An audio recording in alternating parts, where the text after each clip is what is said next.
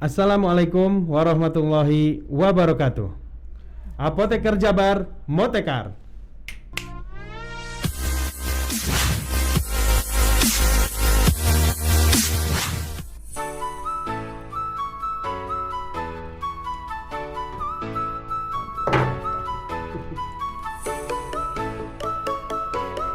Iya, selamat siang teman-teman sejawat sekalian.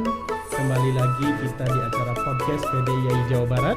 Kali ini kita kedatangan tamu yang sangat-sangat super sekali. Ada sejawat Apoteker Cherry. Selamat siang Bu Cherry. Selamat siang Kang Farhan. Iya, super Selamat sekali siang nih. juga rekan-rekan Apoteker se-Jawa Barat atau se-Indonesia ya Se-Indonesia, Kang Farhan mungkin ya. nanti yang ya, karena kan ini masuk di channel YouTube PDI Jawa Barat Bu. Oke, Ya, jadi ya. sejawat se-Indonesia itu bisa menonton kita semua nih. Ya. Ya, hari ini kita akan membahas tentang peranan apoteker di rumah sakit tipe A atau kelas A. Nah, kita itu kedatangan apoteker yang menjadi kepala instalasi, hebat sekali kan? Kepala instalasi di Rumah Sakit Hasan Sadikin Bandung. Kita kasih applause dulu nih buat Bu Cherry. Hatur nuhun. Iya, saya sedikit mungkin sekilas membacakan CV-nya. Beliau ini merupakan lulusan apoteker tahun 1997, lulusan dari Unpad. Kemudian setelah lulus langsung di Paros ya waktu itu Ibu ya. Mungkin nggak lama ya, sempat di Paros ya. Dan hebatnya beliau tahun 98 itu langsung menjadi PNS, keterima PNS. Dan saking istiqomahnya, kalau saya sebut istiqomah nih ya Bu ya, sampai sekarang ini beliau di RSHS. Jadi ketika keterima PNS langsung di RSHS ya Bu ya. Langsung dapat panggilan 98 sampai sekarang. Masya Allah. Dan sejak tahun 2019 sampai sekarang beliau menjadi kepala instalasi RSHS. Hebat sekali ya Bu ya, Masya Allah nih. Berarti istilahnya kalau pojok-pojokan RSHS Ibu udah kenal ya Bu ya? Iya. Sambil merem udah tahu nih Udah tahu gang-gangnya kemana aja. Oke Bu. Nah Bu, karena kan RSHS itu salah satu rumah sakit rujukan ya, atau konsepnya vertikal ya Bu ya? Ya. Bisa dijelasin nggak Bu? Maksudnya konsep vertikal atau horizontal itu seperti apa sih Bu? Ya. Kalau secara nasional tipe rumah sakit itu emang dari D, Dari D, paling ya, yang ya, sederhana. Dari A sampai D. Nah, D, C itu kita biasa sebutnya PPK 1 gitu.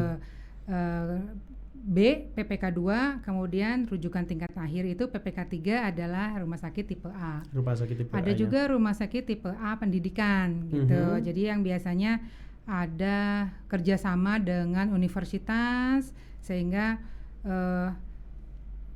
menjadi tempat praktek untuk RSHS juga jadi tempat pendidikan ya Bu ya. Sarjito semuanya vertikal Semua ya. Sepertinya semuanya menjadi rumah sakit pendidikan A pendidikan ya. Oke. Ya, nah memang kalau kita membaca runutan itu gitu kan kayaknya susah nih masuk ke tipe A, tapi sebenarnya ya seperti halnya Bu Cherry ya bukan sebentar untuk mencapai lini yang ini ya Bu ya. Dan tipe A itu juga ikut akreditasi ya Bu pastinya ya. Ya. Semua sekarang diwajibkan oleh Kementerian Kesehatan. Dari puskesmas pun ada akreditasinya, sampai ke rumah sakit semuanya harus mengikuti akreditasi. Menjadi pilihan untuk akreditasi internasional. Tetapi kalau nasional semuanya wajib. Kemudian ada juga kerjasama yang memang mensyaratkan bahwa rumah sakit tersebut harus terakreditasi. Akreditasi juga ada tahap-tahapnya, ada yang sederhana, terus paripurna sampai yang terlengkap itu paripurna ya Bu ya? Ya, kami paripurna dari tahun 2010-an gitu udah. Berarti sudah reakreditasi berapa kali Bu? Kayaknya saya udah hatam berarti ya tentang akreditasinya. Karena terus-terusan. Betul. Akreditasi itu nggak bisa berhenti. Karena begitu lulus paripurna nanti tahun pertamanya ada verifikasi, ya, Bu, ya? Betul. Tahun kedua ada lagi, tahun ketiga akreditasi ulang. Renew-nya itu ya Bu ya. Terus apalagi RSHS itu JCI juga. Wah, Joint Commission Internasional. Jadi paripurnanya tahun sekarang misalnya, itu tahun depan udah JCI lagi gitu. Jadi terus-terusan nggak berhenti. setiap tahun tuh kita selalu terus modifikasi, evaluasi apa yang harus diperbaiki. Karena memang tujuannya adalah untuk mutu kepada masyarakat ya Bu, pelayanan utamanya ya. Walaupun RSIS itu non-profit, tetapi kan pelayanannya semua harus mengikuti standar nasional dan internasional. Itulah yang nomor 1 menjadi pelayanan publik. Untuk kita bisa RSIS Bu sekarang ada berapa bednya Ibu ya? Sebelum pandemik kita 1.100 tempat tidur. 1.100 tempat tidur. Begitu pandemi, karena kita harus mengisolasi ruang-ruang khusus pasien-pasien COVID, sehingga kita turunkan menjadi 874 sekarang. Oh, jadi tapi tetap yang 1.000 itu, yang sisanya 200-an itu tetap ada, tapi tetap ada, tetapi khusus isolasi ya, atau gimana Bu? Enggak. Isolasinya kalau nggak salah sekarang 400-an. 400-an, ya. Di luar itu karena kita nggak bisa pakai sekarang sisi timur itu COVID semua. Sehingga ruangan-ruangan di sekitarnya yang berdekatan itu kita udah garis merah isolasi, jadi nggak bisa dipakai pasien. Nggak bisa dipakai ya. Gitu. Nah, mengingat jumlah bednya yang juga sangat banyak, berapa sih Bu sekarang apotekernya Bu? Seluruh RSIS ya. Jangan kaget ya, 30 lebih. 30 lebih. Iya. Ya, kami ada apoteker emang dari dulu itu udah lumayan banyak. Tapi fungsi atau tugas apoteker tuh lumayan luas ya. Jadi sehingga apoteker di RSIS tuh ada di beberapa tempat, menjadi kepala di beberapa tempat.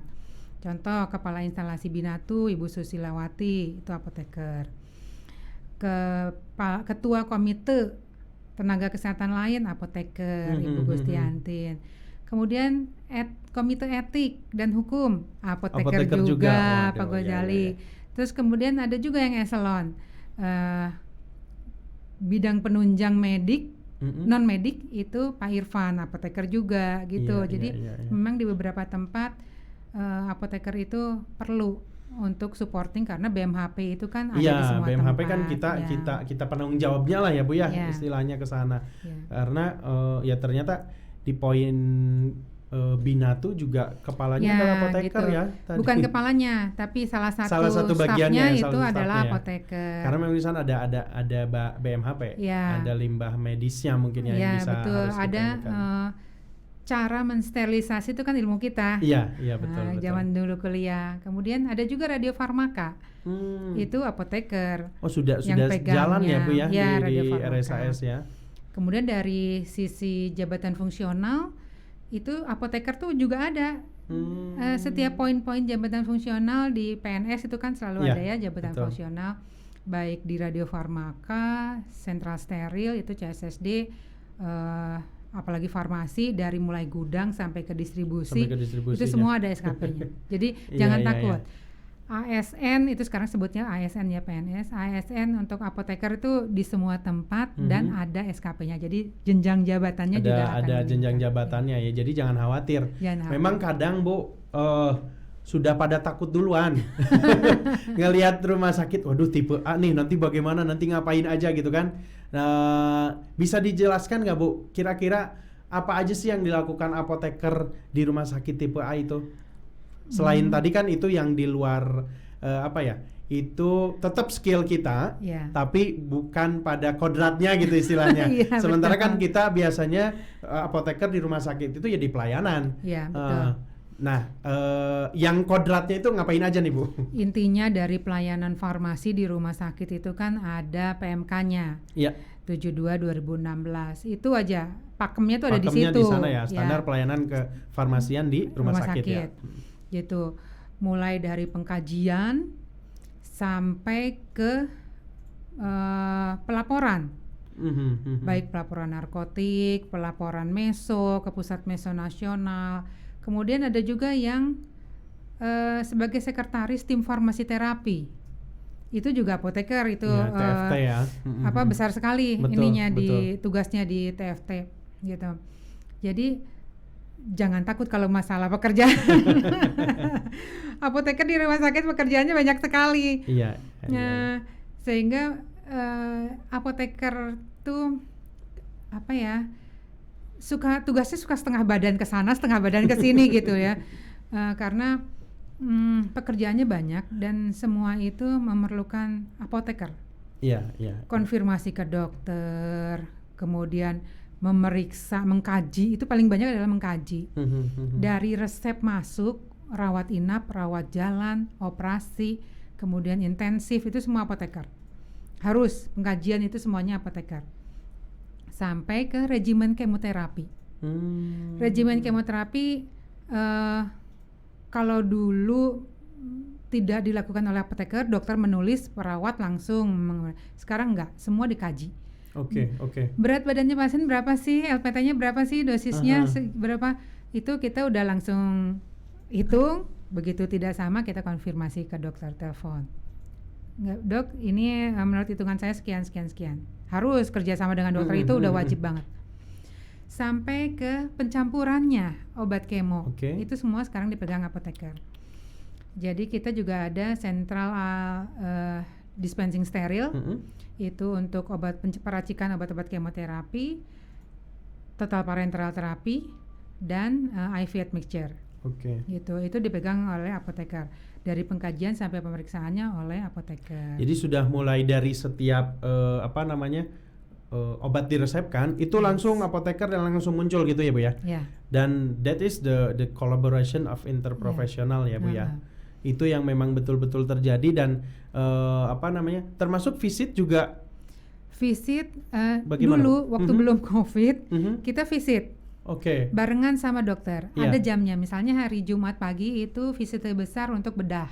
Kita ikut. MIC tiap Selasa jam 8 sampai jam 9 itu visit MIC itu selalu ikut. Begitu COVID kita ada batasi. Ada batasannya. Karena dokter-dokter juga membatasi. Kita nggak bisa ngumpul bareng-bareng, diskusi bareng-bareng, itu nggak bisa lagi. Sehingga sekarang kita mandiri. Dokter visit, berikan instruksi, baru kita akan konfirmasi ke status pasien. Kita visitnya ke ruangan, status pasien, kemudian lihat hasil lab pasien di ruangan, koordinasi dengan perawat. Jadi nggak boleh bareng-bareng lagi. Dan yang masuk ke ruangan pun dibatasi ya, hanya beberapa orang ya. Gitu. Iya. Saya jadi kebayang Bu, apakah mungkin nanti ada visit secara online gitu? Mungkin aja gitu ya. Yang visitnya ada 2 orang tapi ternyata ada yang Zoom gitu. Ada apoteker di sana, ada ini di sana. Jadi ketika memang tekniknya itu itu yang berkaitan dengan obat, apoteker nih yang ngomong gitu. Kalau sekarang kan by status aja ya Bu ya. Sekarang tiap hari jam 11 itu kita ada Zoom meeting. Dokter, apoteker, gizi semuanya ada. Semua Zoom ada meeting ya. untuk pasien kasus-kasus COVID. Itu semuanya Zoom meeting. Yaitu tadi salah satu cara bahwa kita visit bersama tuh ada gitu. Tetap ya Bu ya. Jadi memang online. Tetap sesuai standar pelayanan kefarmasian, visitnya juga dijalankan gitu. Tiap jam 11. Jadi setiap hari apoteker-apoteker yang memegang pasien-pasien COVID itu harus ikut. Karena di situ nanti akan diputuskan pasien A ini udah 3 hari pakai antibiotik ini kok nggak sesuai. Apotekernya bilang kita ada antibiotik ini. Keputusannya diganti atau dosis naik atau kombinasi. Jalan gitu. Jadi diputuskan bersama di Zoom meeting. Nah Bu, saya menarik tadi bahwa apoteker itu memegang beberapa pasien gitu ya Bu ya. Itu rasionya bagaimana Bu? Sesuai yang disyaratkan atau bagaimana? Menurut PMK sih 1 banding 30 ya. Rawat jalan 1 banding 50. Tapi kenyataannya untuk pasien COVID aja obatnya nggak terlalu banyak. Obatnya nggak terlalu banyak. Jadi satu apoteker bisa pegang lebih dari 30.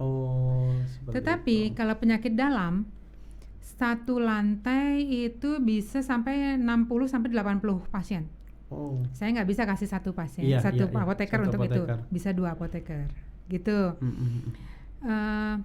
Dan penyakit dalam itu ada kemoterapi, obat oralnya banyak sekali, kemudian kejadian DRP-nya juga banyak, sehingga saya harus berikan 2 apoteker untuk satu lantai gitu. Jadi makanya kalau di RSAS kita pembagiannya berdasarkan ruangan. biar mudah. Oh, jadi misalkan apoteker A itu dia kamu bagian ruangan ini sampai ini gitu ya. Dan itu di rolling atau bagaimana Bu? Rolling tetap ya Bu ya. Objin itu satu objin itu 80 lebih. Tapi apotekernya cuma satu. Karena apa?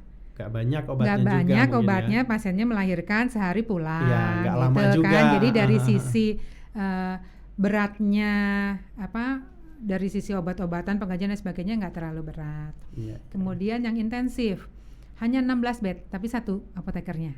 Karena intensif, dia berat. Betul. Obatnya berganti setiap jam, setiap ini harus dilakukan pengkajian mendalam. Kemudian ada TPN-nya juga, NICU bayi. Makanya sedikit. Ya.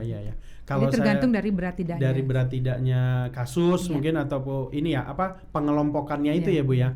Jadi kayaknya sih kelihatannya jadi bisa di apoteker spesialis objin gitu ya. Walaupun kan nantinya kan rolling karena kita harus memahami keseluruhan regimen terapi kan. Betul ya Bu ya. Mungkin kedepannya akan spesialisasi.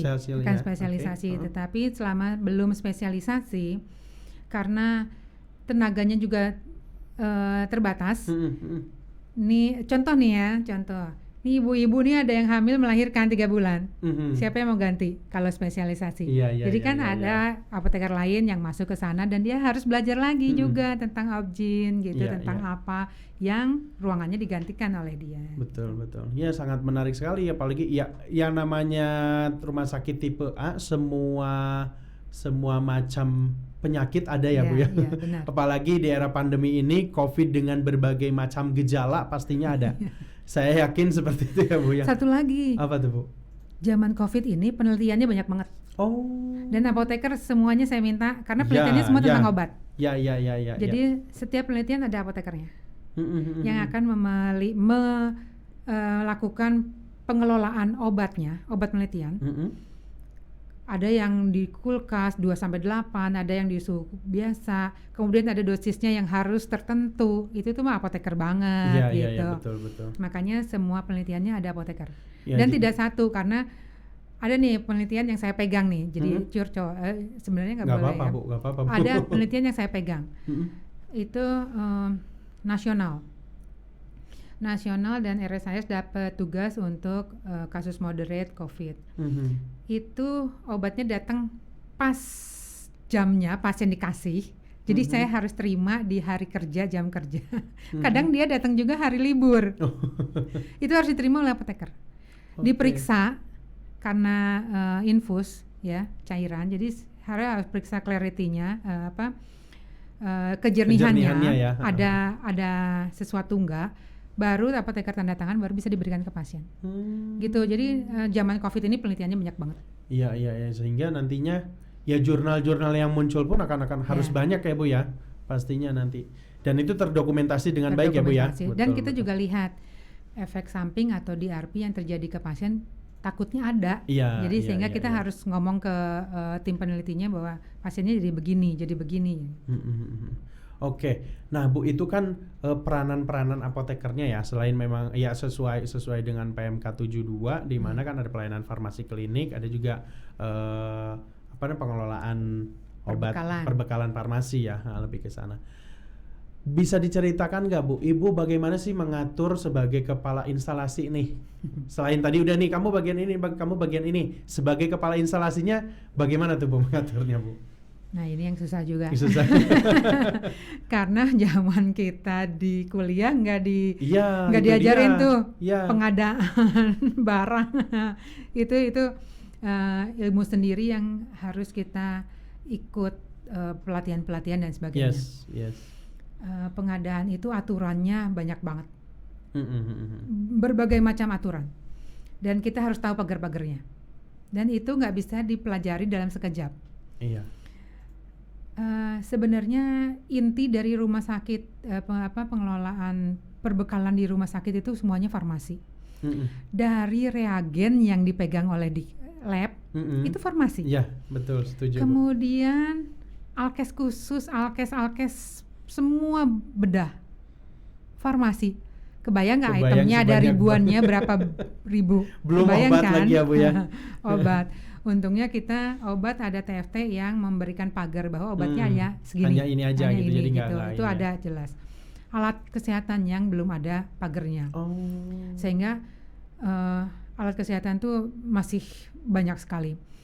Terutama untuk alat-alat diagnostik, sekarang kita sebutnya teranostik ya. Jadi alat-alat baru, improvement dari tindakan-tindakan yang baru, alat-alatnya baru. Itu kan apoteker tuh harus melihat juga gitu ya. Oh ini alatnya ini gitu. Oh ini harus kita adakan. Harus mengenal juga. Contoh, ya Bu ya. Kayak kemarin zaman COVID, kita ada ECMO. ECMO itu pengganti paru. Betul. Ya, saya dengar. Itu ECMO. Alatnya aja udah MM-an. Kemudian begitu datang, kita yang bingung. Ini alatnya, disposable-nya apa saja? Itu semua di farmasi dong gitu. Jadi kita ada apoteker kita di ECMO, di tim ECMO. Dia bagian yang tahu ini tuh alatnya apa aja, consumable-nya, terkait dari penggunaan alat itu, tindakan pemasangan awal sama lanjutannya. Itu tuh apotekernya kamu harus belajar, dan kamu akan bikin kriteria atau spesifikasi dari si consumable-nya. Itu yang harus kita beli nanti untuk setahun ke depan gitu. Selain itu ya juga memang harus memperhatikan analisa harga juga dipikirin nggak Bu? Ya betul kan ya. Tiap tahun kalau pemerintah kita punya apa yang namanya ngedes.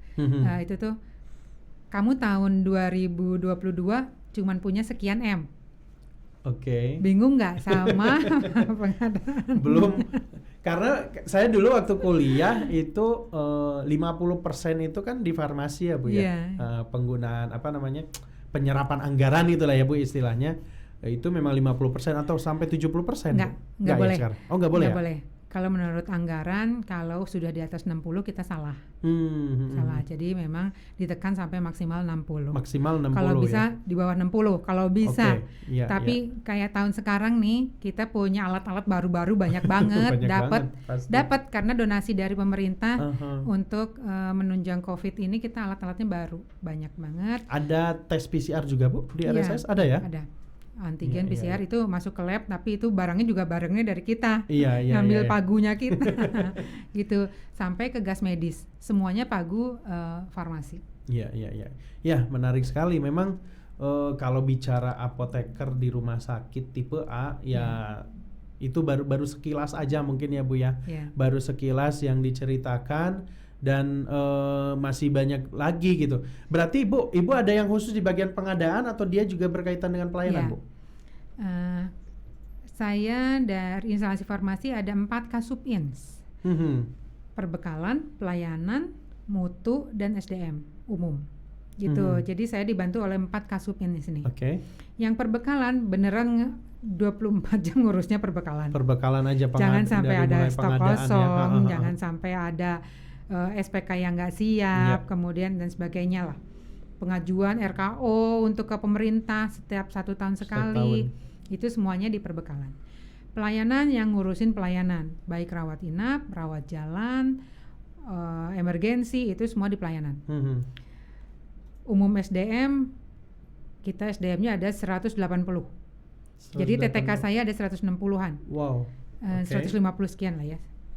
150 TTK itu ada khusus SDM yang ngurus itu. Sama umum yang ngurus sarana prasarana.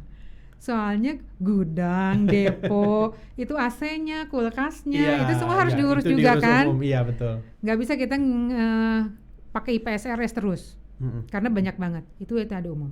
Kemudian yang ada keempat adalah Kasubins mutu.